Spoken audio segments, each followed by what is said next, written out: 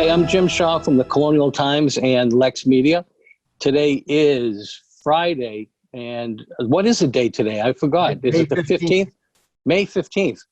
The days are just like rolling in from one to the next. So it's Friday, May 15th. We're here today with Doug Lucente, the chair of the Lexington Select Board. Doug, thank you for being with us, and thanks. You know, you've made a commitment to us, LexMedia, and the people here in Lexington on a regular basis, you and other members of the select board, and we appreciate it very much. You know, you guys are sort of at the forefront of what's going on in town, and it's important for people to know. So we do appreciate you take the time and Jim, and give us some insight. I'd like to express my appreciation for you, for all the time you put into this, because you've taken, you know, a lot of time away from other activities to focus on this very important set of updates. And I think, you know, LexMedia has really stepped up in a time of need and have done all sorts of things outside the box and getting these, you know, videos onto YouTube and all that. It's been really impressive. And thank you to all the LexMedia board and the whole organization. Well, you're welcome. And we have a great team of folks. Florence Del Santo, who's been with us for over a decade as our executive director. You know, she really runs a great shop, and she's got an incredible team of dedicated people, and they're out there. You know, we're doing these updates, but they're out there doing other things. I know Devin, who's on our staff over there, did an interview with the chief of police the other day. We've had other interviews with other policy folks in Lexington, and they're really stepping up at a time when you think most people would be, you know, they'd be locked down or shut down or what have you. We're really finding ways to help. But thank you for saying, and again, thank you guys. I really appreciate it, all that you've done and how much you know, involvement you've gotten in the whole board and the town staff. It's been awesome.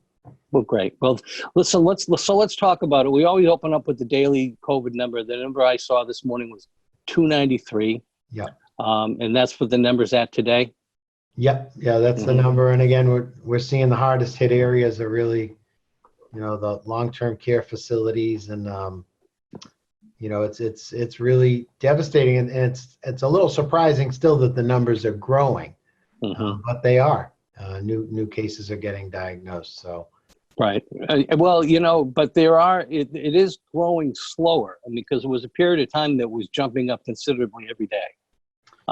So the good news is it has slowed a little bit, and people should understand too that 293 people, of that 293 number, the vast majority of them have already gone through, are no longer infected or what have you. And, you know, so I think that number is lower than 90. I know that Jim Malloy had mentioned that on Monday. So, you know, when you hear the number 293, that's not 293 currently.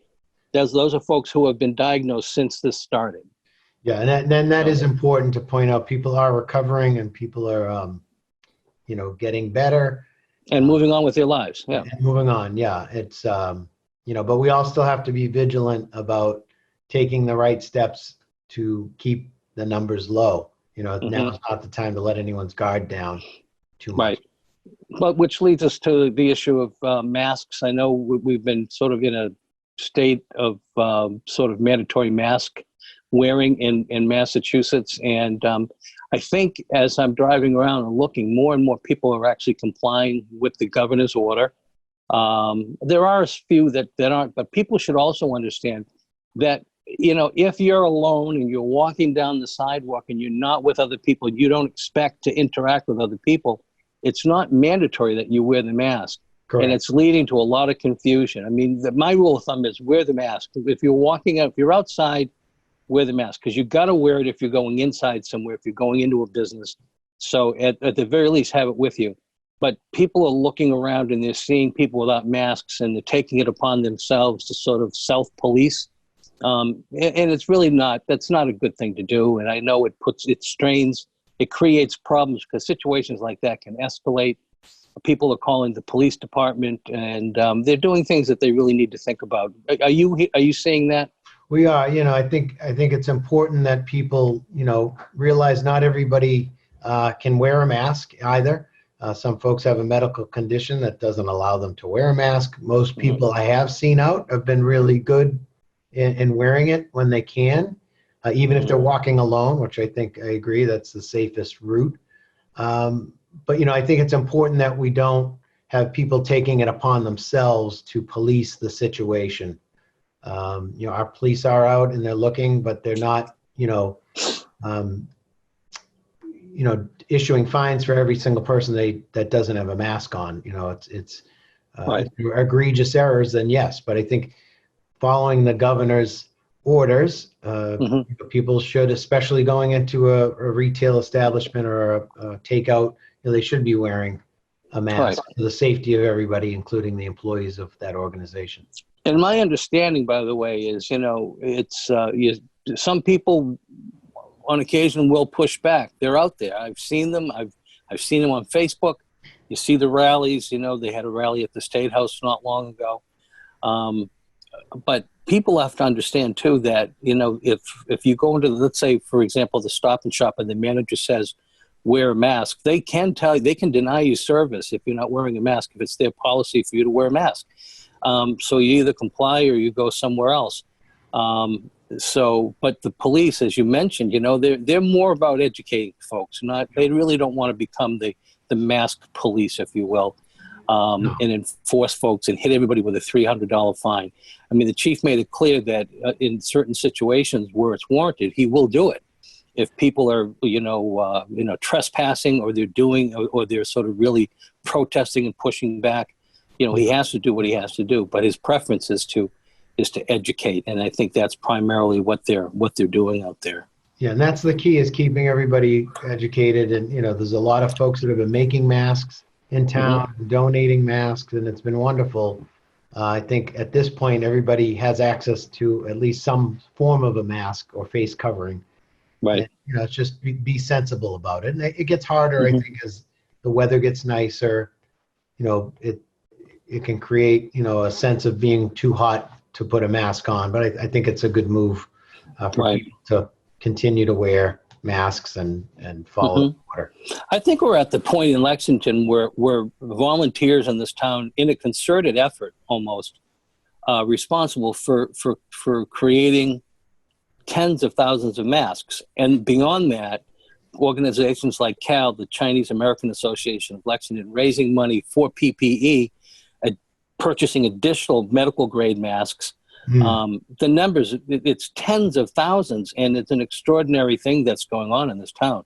Yeah, it's been wonderful. And I think, we for the average person, you don't need a PPE mask and set up, a homemade one is just as good for purposes of social distancing. But we really have been benefited so much from folks like Cal, Lex, and Cal that have donated a lot of masks to our staff.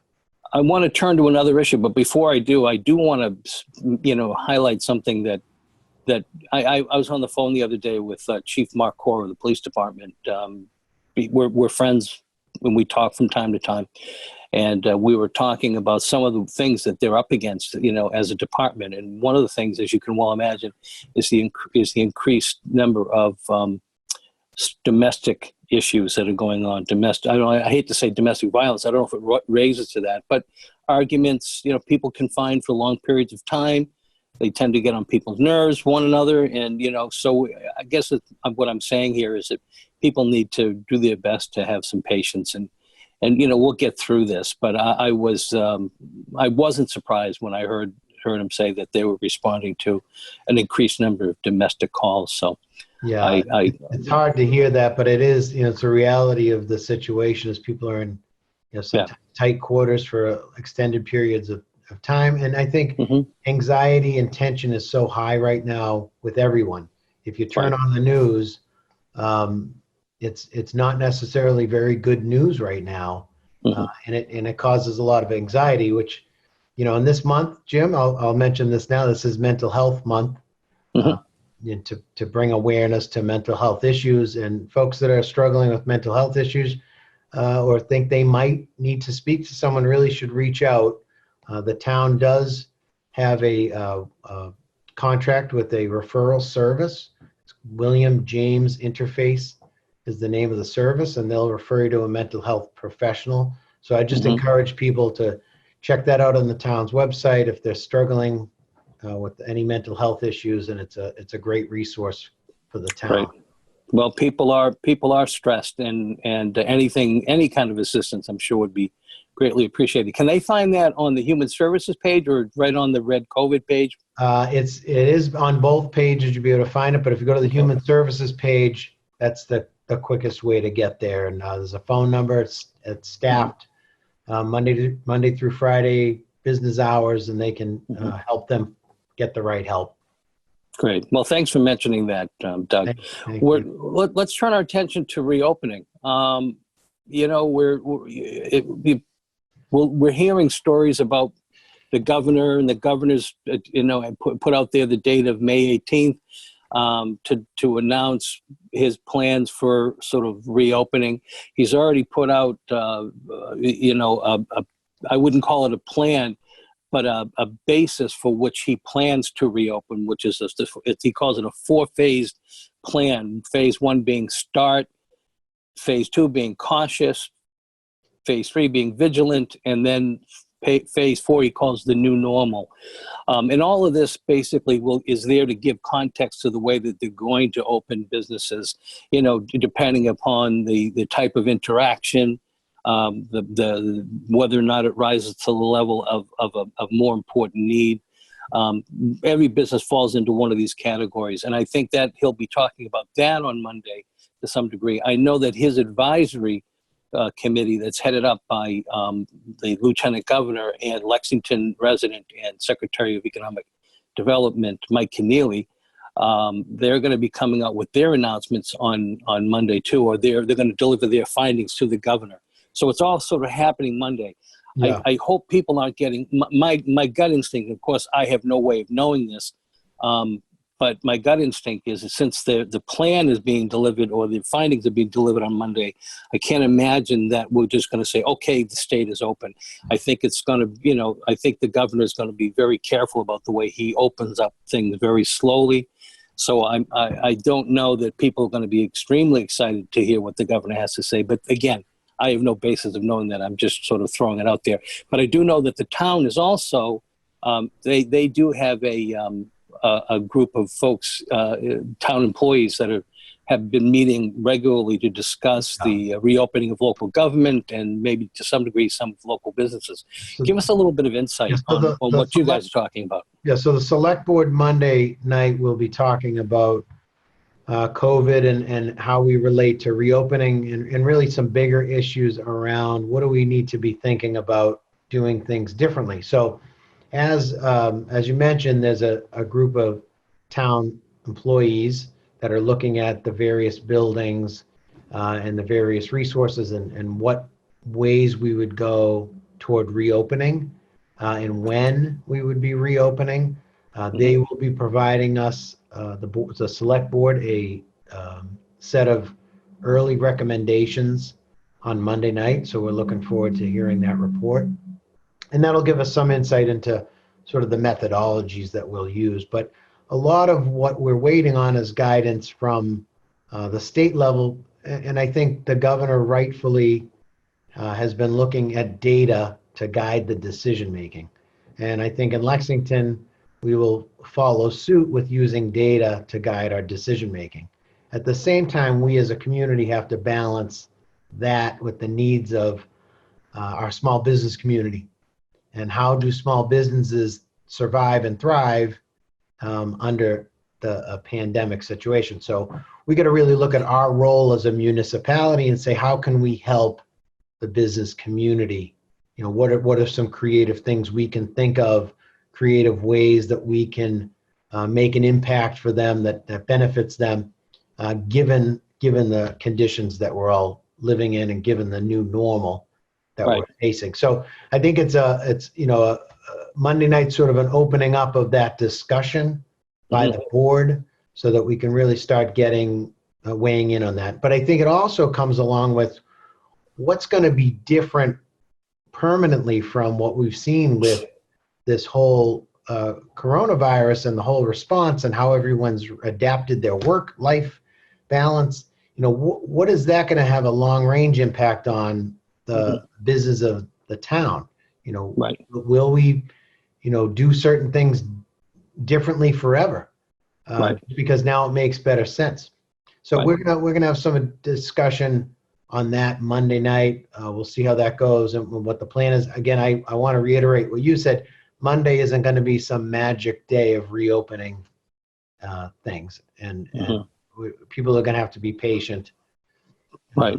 And I think the town is going to experience the same thing as that many industries are going to experience, and I think the upcoming theme is going to be the new normal, because we've learned things during this period of time. That there are certain things we can do, things that we've thought about but never really had the ability to test or the desire to test, sort of disrupt status quo. Yeah. But now that we've been able to see that, remote working, working remotely does work. Yeah. It works. It's pushed us in a direction that's unique for a lot of folks who've never done this before. And I think one great example of this, which I know I'm probably jumping ahead a little, but is town meeting going virtual. We're really on the cutting edge of that, and I think what we've developed is a really unique way to have town meeting. And you start thinking, well, what could the future bring for that, and what could the future bring for public meetings being more accessible by everyone more regularly? And so it really changes the view of public meetings and public interaction. There's going to be a whole new way of looking at things, what we can do, things that we never thought we could or would even consider trying. We know we now can do, and they make sense. They used to call it telecommuting, and everything, it evolves, now it's like, but we've been able to prove that on a very considerable level, we can set up shop remotely.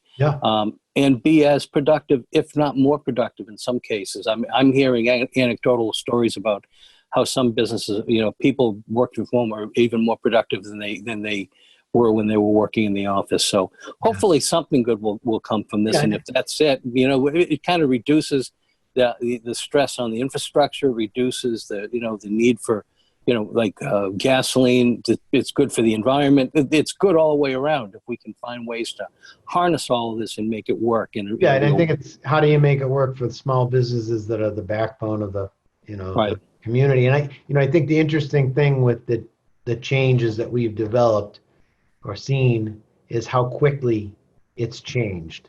If you and I had talked about let's have remote town meeting 6 months ago, we would have set up a committee, we would have studied it for 2 years, made recommendations, and then rolled it out over a 2-year period. So we took a 4-year project and we squeezed it into 6 weeks. And that's if we didn't say, no, it can't be done. Right. Once we get by the fact that yes, it can be done, then like as you say, it goes to committee and 2 years down the road and consultants and this, that, and the other thing. And it does really illustrate what you can do with a group of dedicated volunteers, because that's how this essentially was done. People got together and said, okay, here's the problem. This is how can we fix it? And in short order, they were able to come up with a very viable solution, and we'll see how that all goes very soon. Jim Malloy, when I was talking with him on Monday, talked a little bit about the government, the government offices in Lexington opening up. Now, he said, of course, one of the things they'll do first is they won't open up immediately. They'll bring people in slowly, get reacclimated, and eventually open the doors on a certain schedule. So again, it's not like, okay, they're going to flip the switch, government is up and running in Lexington. So I know there'll be times when, there'll be limited hours for people to actually come in. And he said there may even be people who will continue to work remotely beyond, the time that they start to reopen government. So. Yeah, there's going to be a slow reopen, not a light switch. So let's talk about some other things that when we think about reopening, because I know parents right now are thinking about their kids in summer camps and all of that. And I know the governor will speak to that. I know it's one of the things that's on the forefront of his mind, summer recreation and all of that. And I know that Lexington has gone ahead and opened up Pine Meadow, the golf course. And I understand it's been brisk business over there, which is nice to hear. But is the town thinking? Are they thinking forward as well at this point? Because we do have recreational activities that we sponsor through the town. Yeah, and I think, unfortunately, we're waiting on a little bit more guidance on that. And, really it comes down to what's our community feeling and what, how comfortable are we having these things opened up. The recreation folks did put out a survey for people about camps to see sort of what to, feel the temperature out of the community on would they want to send their kids to camps this summer. And I think it's going to be a little bit of a wait and see, and maybe things open up a little later than normal, or maybe they don't have certain programs, or it's a limited number of participants in programs. So I think it's going to be a wait and see, but a lot of families rely on these camps so that the parents can work, just like a lot of families rely on school so that the parents can work. Being an employer of folks myself, it's been a struggle for the families that have children and the parents are trying to work full time and help the kids with the homework and homeschooling. It's been a real struggle. So everybody's sort of been flexible. I expect that flexibility to continue through the summer. I wouldn't necessarily say it'll be business as usual this summer at all. It'll be different. I don't think it will be. I don't think it will be. And I was thinking a lot of times parents like to set up their summer camp schedules so they know when they can actually do some traveling and vacationing and all of that. But it's going to be a different world, just as it has been. So people again need to employ a little bit of patience and be smart about the way we're dealing with things, and it's going to be a very different summer, no matter how you look at it. Yeah, well, one of the big things, I know you're struggling with it, and this is something that you've been personally involved with for decades, and that's the carnival. And the carnival is also tied into the fireworks, a big celebration of Independence Day or 4th of July in Lexington. It's been a tradition for how many, 70-something years? I know the Lions Club. 67 years this year, I believe. 67 years. 64. I should know that off the top of my head. Actually, it's okay. But I've only been at 45 of them.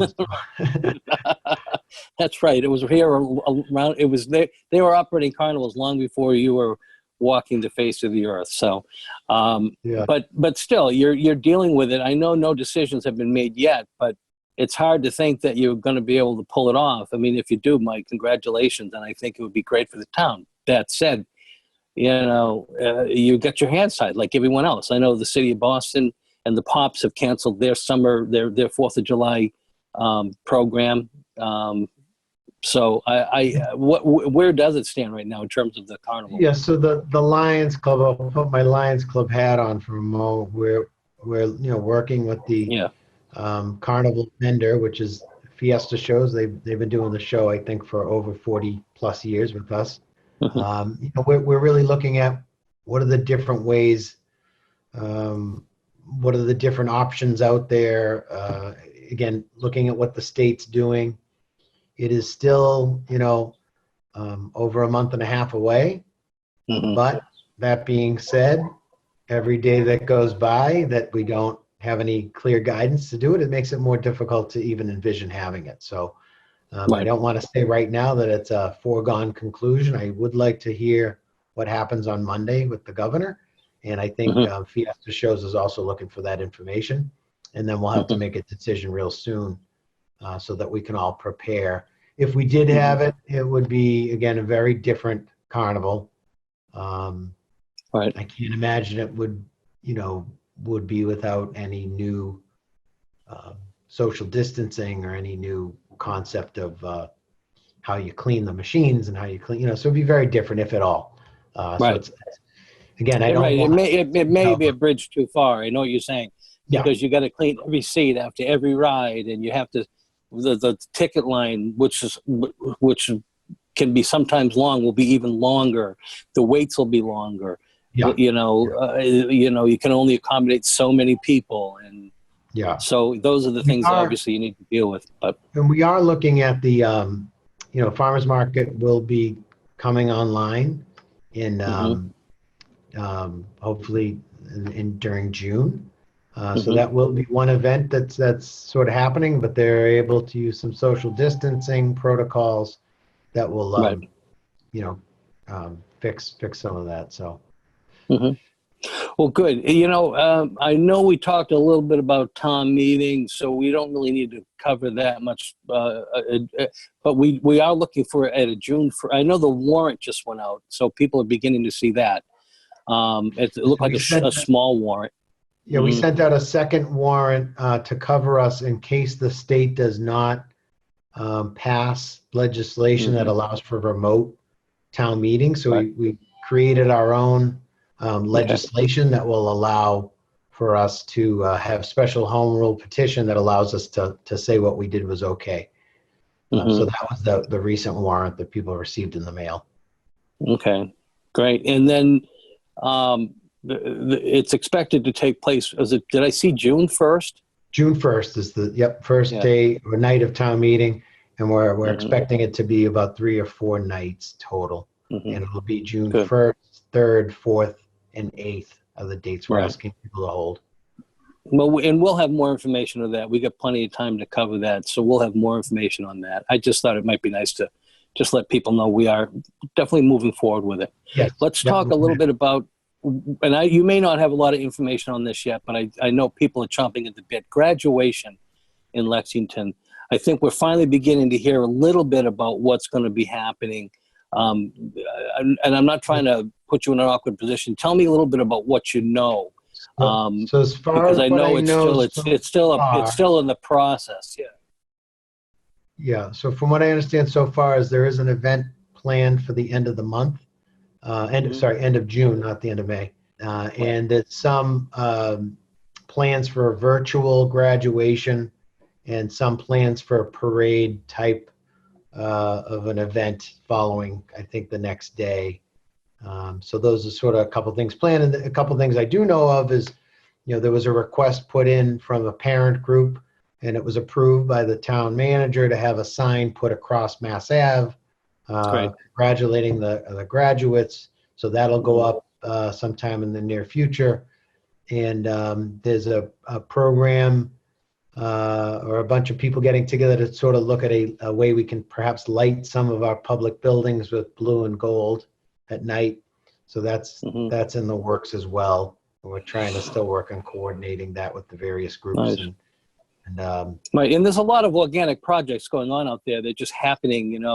Some of the boosters' parents are doing things like some of the signs you see on the lawns. Congratulating the graduates of 2020. So I think you're going to see more and more of that. But as soon as we get more information, we'll be able to sort of bring it to folks in this update. And I'm sure we'll end up doing a special program just on graduation by itself. So, but it's nice to know that it's finally come to some kind of fruition, because people have been very anxious about what exactly is going to be happening. Yeah, and my heart goes out to the graduates. This is a really difficult time for everybody, and to miss all sorts of huge events and have them miss the end of your school year. It's really tough. I feel bad for all of them. Well, we're at the Colonial Times, for what it's worth, we're trying to figure out different ways. We've been waiting to hear about what's going to happen too, so that we can dedicate several pages. And what we're going to do yet, I'm not sure, but we're going to do something to, like everyone else, help make this a little special. So thank you, Jim, for doing that too. That does. Well, it means a lot to a lot of people. Yeah. Well, no, we're happy to do it. Let's close with a little bit of discussion. We were talking earlier. You mentioned Mental Health Month, and then on top of that, I understand we're celebrating Police Week, among other things. So what are some of the things that we're looking at? So it's National Police Week, where we honor our devoted police staff and honor them and thank them for all their efforts throughout the year.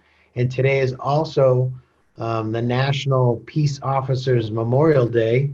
Our flag is currently at half staff on the green, and it's at half staff in honor of the law enforcement officers who have lost their lives, the ultimate sacrifice, for their communities.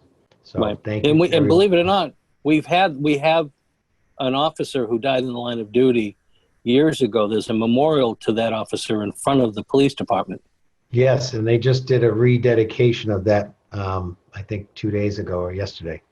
And also, David Davison Whiting, who was a state police officer, was killed in the line of duty as well, in a vehicle accident on 128, a Lexington native, and he died several years ago. In fact, the bridge along Bedford Street over 128 is named in his honor. Yes, yeah. So it's a time for everyone to reflect and be grateful for the folks that serve our community as police officers. So thank you to all of them. And you know what? And we do. We have a great group of officers. We're very fortunate, and we've got a great command staff down there, from the chief, our corps, all the way down to the two captains, the lieutenants and sergeants. Everybody, and many of them are folks who have, in fact, all of them are folks who have come up through our system.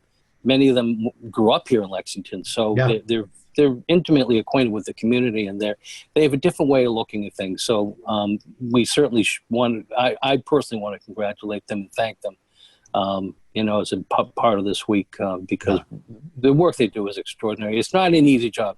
You think being a police officer in Lexington it's easy. It's not easy. They deal with issues that you could never even imagine. And the way the world is today, you don't know what you're reaching or what you're up against. You may pull someone over. You don't know what's going on in that Exactly. vehicle. It's a danger, no matter how you put it. So we really appreciate all the Lexington, the 50 officers on our crew that all sacrifice every day for us. Exactly. Well, that's it. That's all I have. You have anything else you want to add? No, Jim, I just want to thank you again for all the effort and time you're putting into this. It's much appreciated, and stay healthy and thank you, Doug. Try that La Dolda pasta. Just opened up. Ordering dinner from La Dolda tonight, actually. I'm so excited.